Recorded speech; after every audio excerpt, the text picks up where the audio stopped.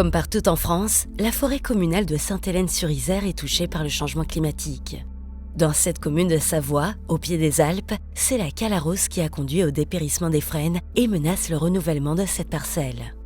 Elle est située vraiment au milieu de l'espace agricole, donc c'est un havre un peu de biodiversité. Seulement, on a un problème, c'est que le peuplement est quand même constitué de 80% de frênes. Et il y a la calarose, donc une maladie du frêne, qui est venue et qui a ravagé en fait tout le peuplement qu'on avait laissé. La calarose, c'est un champignon. C'est une nouvelle maladie qui est apparue dans les années 2010 dans le nord-est de la France. Et cette nouvelle maladie affecte le frêne et n'a pas actuellement de solution. Donc c'est un problème grave.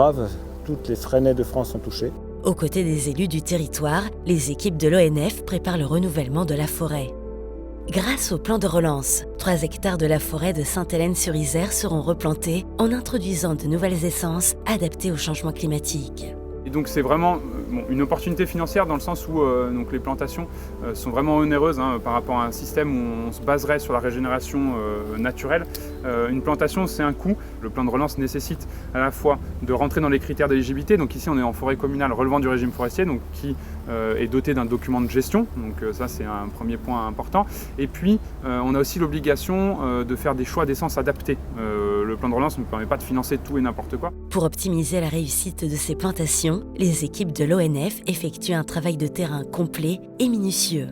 Études de sol, réflexion sur la sélection des essences d'arbres, choix sylvicoles, rien n'est laissé au hasard. Donc on a du frêne principalement, mais on a aussi de l'érable qui est assez bienvenant. Donc l'objectif bien sûr c'est aussi de capitaliser sur ces essences qui sont venues naturellement. Pour faire cela, Clémence a effectué un ensemble de relevés dont l'objectif à la fois de mieux connaître le sol et puis on a également effectué des fosses qui permettent de connaître un peu plus précisément un certain nombre d'indicateurs.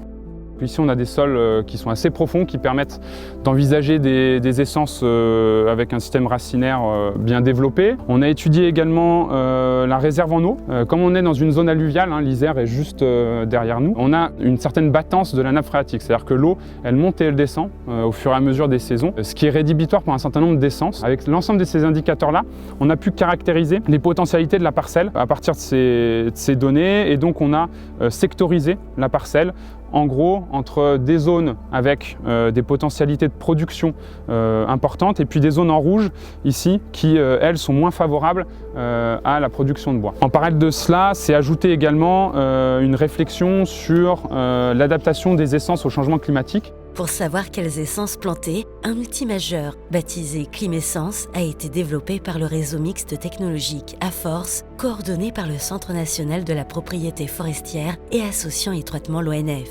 Climessence, c'est un outil, un logiciel de prédiction climatique qui nous aide à savoir si dans 50 ans, en fonction de tel ou tel scénario de changement climatique, telle et telle essence est capable de s'adapter ou pas. Ce n'est pas un outil de décision, c'est un outil de mise en alerte. Il faut inventer la forêt de demain face à ce changement climatique. On ne peut plus compter sur les essences actuelles, on ne peut compter que sur la diversification. Introduire quelques essences par petits bouquets pour augmenter la composition du peuplement, augmenter sa richesse et sa diversité. Chênes, noyers, pommiers, les nouvelles essences envisagées seront plantées l'année prochaine en automne.